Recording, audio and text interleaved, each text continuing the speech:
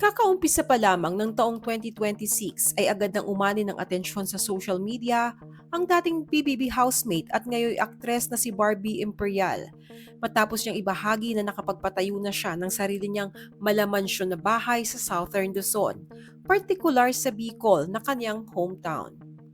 Mabilis itong pinagpiyastahan sa social media at ibinalita ng iba't ibang online news sites. Hindi lamang dahil isa itong malaking achievement para kay Barbie, kundi dahil na rin sa kamanghamanghang laki, modern at unique na disenyo. At higit sa lahat, sa lokasyon ng bahay na may direktang tanaw sa majestic Mayon Volcano. Tiyak na hindi biro ang milyon-milyong pisong ginastos sa pagpapatayo nito. Bagamat hindi pa ganon katagal sa industriya ng showbiz si Barbie, agad niyang naabot ang ganitong kalaking tagumpay. Dahilan upang mas lalo siyang hangaan ng publiko. Bukod dito, maituturing pa rin siyang bata para sa ganitong antas ng tagumpay. Sa kanyang post kung saan ipinakita niya ang mga larawan ng kanyang dream house, ito ang caption ni Barbie. May bahay na ako sa Bicol. Oh my, 10 years in the industry and was able to put a roof over my mama and kuya's heads. And now I have my own home in my province. Thank you to everyone who helped me achieve my dreams in life. I'm especially thankful to ABS-CBN and my Star Magic family for all the projects they trusted me with. To everyone who trusted me and continues to trust me, thank you. Nakakaiyak kasi sobrang pinagpaguran ko to ng ilang taon. Puyat, pagod, at ilang beses na iyak. Salamat sa Diyos at syempre sa nag-iisa kong lakas. Mama, para sa iyo to lahat. Ngunit kasunod ng pag-trending ng kanyang post tungkol sa pinakamalaking achievement niya sa pagpapatayo ng malamansyon na bahay, ay isang blind item ang kumalat. Nasa pakiramdam ni Barbie ay tila siya ang tinutukoy. Ayon sa blind item, is this self-made celebrity's dream home really from her own sweat and tears or from a very powerful admirer? This lovely celebrity is the picture of success. Projects keep pouring in, endorsements, films, event, and a solid presence on social media. She works non-stop, earns well, and proudly tells her rags to reward story. To many, the narratives checks out.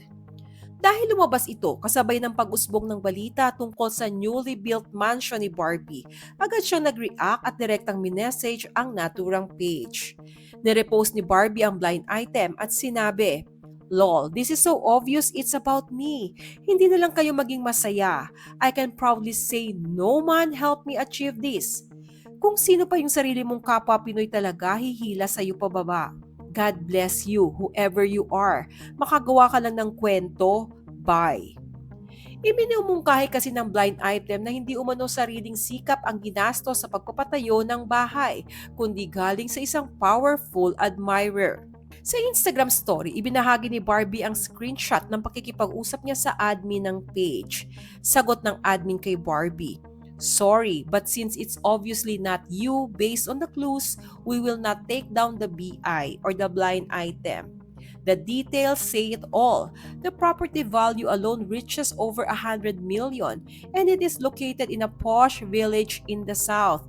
Those make you outside of the scope of suspects." Ngunit mariing iginiit ni Barbie, "The details lang kasi pwedeng-pwedeng ako eh.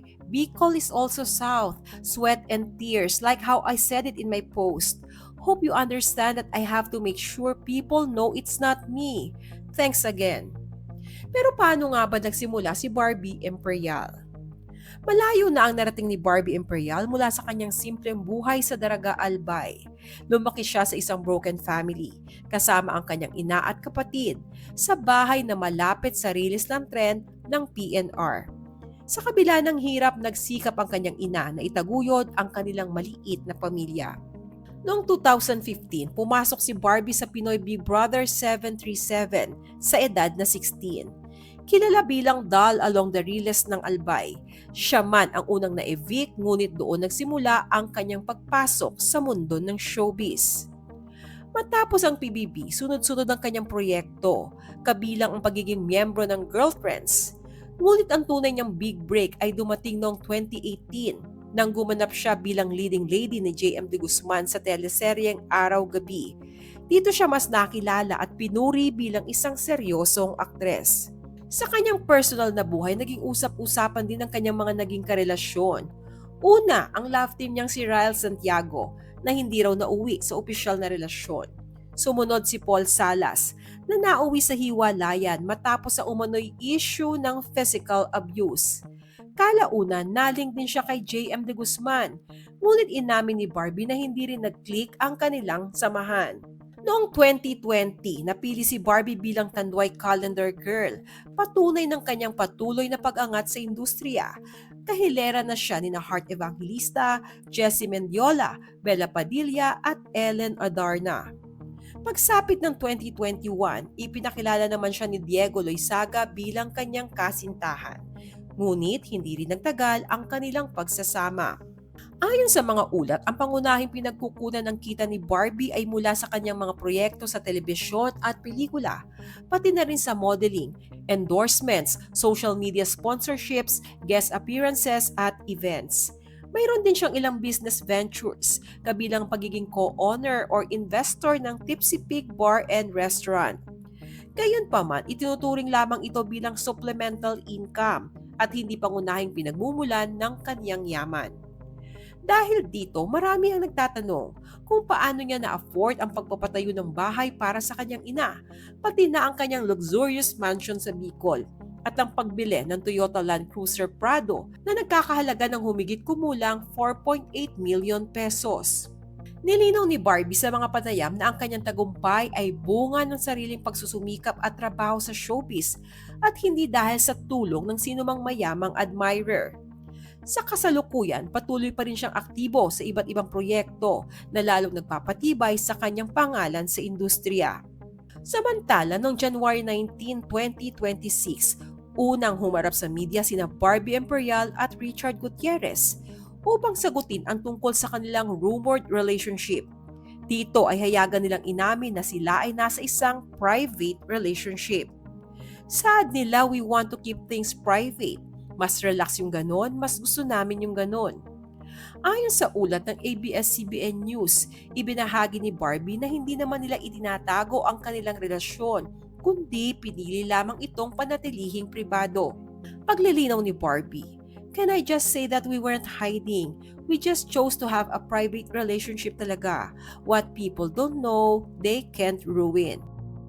Dagdag naman ni Richard, "I agree, from the beginning ganun talaga. We want to keep things private.